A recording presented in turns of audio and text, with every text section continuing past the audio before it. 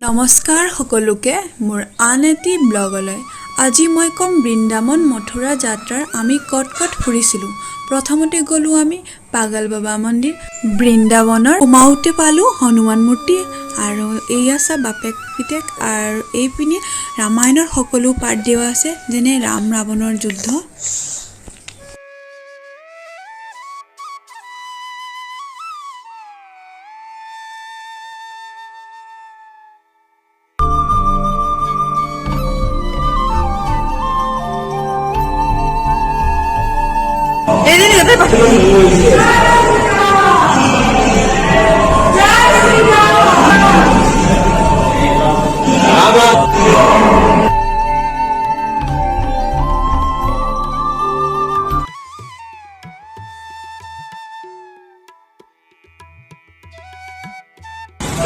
বৃন্দাবনৰ পাগল বাবা মন্দিৰৰ পৰা গলো বিৰলা মন্দিৰ কৃষ্ণ ওচৰৰ পৰা।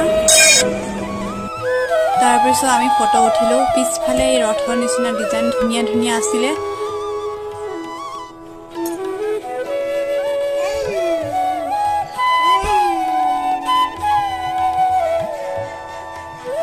মথুৰাৰ বিৰলা মন্দিৰ চাই আমি আহিলো শ্ৰীকৃষ্ণ দ্বাৰ, শ্ৰীকৃষ্ণ জন্মভূমি মন্দিৰ।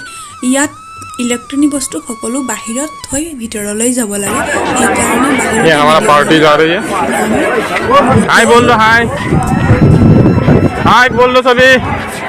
कुटी हाय बोल दो एक बार।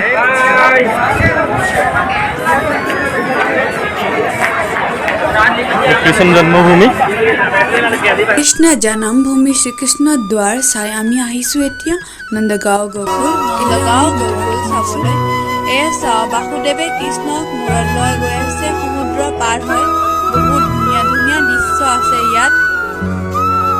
এয়া দেখিছে কাপোৰ, এই আশীৰ্বাদত পোৱা যায়। এই বান্ধি দিলে মানুহৰ মনোবাঞ্ছা পূৰণ হয়। এজন পূজাৰীয়ে ভিডিঅ' বনাই দিলে। কৃষ্ণৰ ঝোলাত জ্বলি আছে।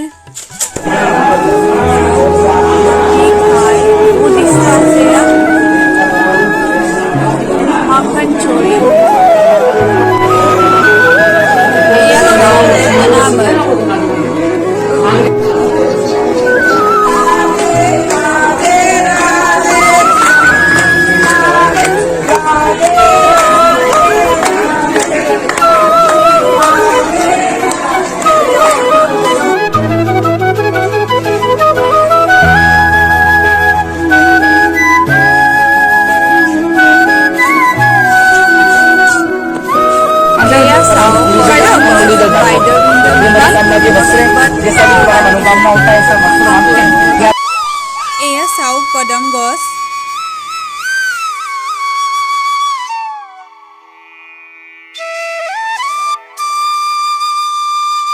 তাৰপিছত আহিলো আমি বাকে বিহাৰী মন্দিৰ।